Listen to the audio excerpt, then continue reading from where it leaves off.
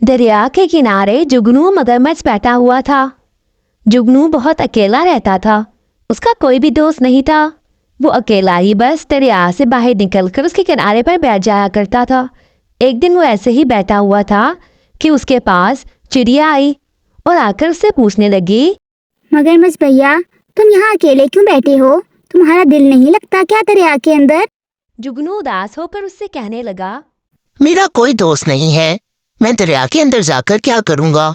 बस यहाँ पर आकर अकेला बैठ जाता हूँ। ओ तो कोई नहीं मेरा दोस्त, ना मैं किसी से बात करता हूँ। कोई बात नहीं, तुम मेरे दोस्त बन जाओ। हम दोनों एक साथ खेला करेंगे और बातें किया करेंगे। चिड़िया ने उसको दोस्ती की ऑफर की तो जुगनू खुश हो गया और उसने हाँ कर दी। अब वो दोनों पक्के दोस्त बन गए थे, एक साथ रहते थे। जुगनू दरिया की सैर करवाता था चिड़िया को अपने ऊपर बिठाकर, और चिड़िया उसके लिए दरख्त से फल तोड़कर लाती थी, जबकि जुगनू दरिया में से छोटे छोटे कीड़े मकोड़े पकड़कर चिड़िया को देता था। और इस तरह वो दोनों बहुत पक्के दोस्त बन गए थे। एक दिन वो ऐसे ही बैठे हुए थे कि जुगनू ने चिड़िया से कहा, चिड़िया, तुम्हें पता है दरिया के अंदर बहुत खूबसूरत दुनिया है। वो दुनिया बहुत अच्छी है। हाँ जुगनू भैया, लेकिन आसमान की दुनिया उससे भी ज्यादा खूबसूरत है। आप उड़ते हुए सारा जहान देखते हो और बहुत अच्छा लगता है। उसकी बात सुनकर जुगनू से कहने लगा, मुझे भी आसमान की दुनिया देखनी है। क्या तुम मुझे उड़ना सिखाओगी? चिड़िया ने हाँ कर दी। वो दोनों बहुत बेवकूफ थे। ना जुगनू को पता था कि वो कभी भी उड़ नहीं सकता, और ना चिड़िया को पता था कि उसके कौन सा मेरी तरह पर है कि वो उड़ सके।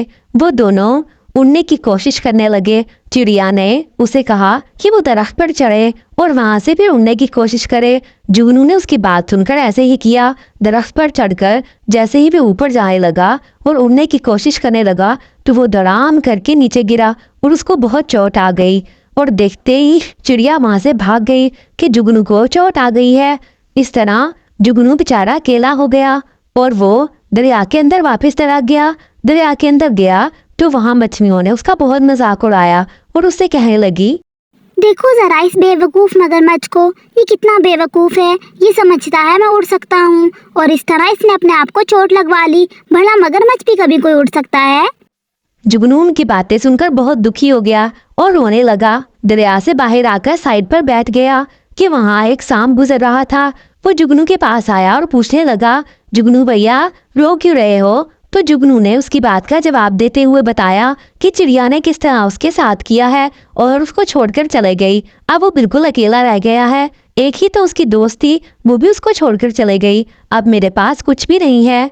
तो सांप उससे कहने लगा कि तुम मेरे दोस्त बन जाओ, हम दोनों एक साथ दोस्त बनकर रहेंगे। इस तरह एक दिन वो मगरमच्छ, जुगनू और सांप दोनों एक साथ फिर रहे थे कि उनको शेर के दहाड़ने की आवाज सुनाई दी। सांप तो डर गया और डरकर फौरन ही पास एक लकड़ी का टुकड़ा पड़ा हुआ था, वो उसके अंदर घुस गया। पीछे से शेर आ गया। अब जुगनू को भी छुपने की जगह नहीं मिल रही थी। वो भी इस लकड़ी के टुकड़े के अंदर जाने की कोशिश कर रहा था, लेकिन उसका जिस्म तो बहुत बड़ा था, वो उसके अंदर कैसे आ सकता था? पीछे शेर उसके ऊपर हंसने लगा और जोर जोर से हंसते हुए बोला, दोस्त ऐसे बनाओ जो मुसीबत के वक्त तुम्हारे काम आए, ना कि तुम्हें छोड़कर भाग जाएं। पागल जुगनू, तुमने हमेशा ऐसे दोस्त बनाए जो कभी तुम्हारे काम नहीं आए और तुमसे अपना मतलब निकाल कर चले गए। इसलिए कहते हैं कि दोस्ती बराबरी के लोगों में करनी चाहिए, ऐसे लोगों में नहीं जिनके साथ हम पूरे ही नहीं आ सकते और जब मुश्किल वक्त आता है तो वो हमें छोड़कर भाग जाते हैं। अगर आपको ये स्टोरी पसंद आई है तो वीडियो को लाइक और चैनल को सब्सक्राइब कीजिए, बेल के आइकन को प्रेस कर दीजिए ताकि आपको इस तरह की और मज़ेदार स्टोरीज देखने को मिलती रहे।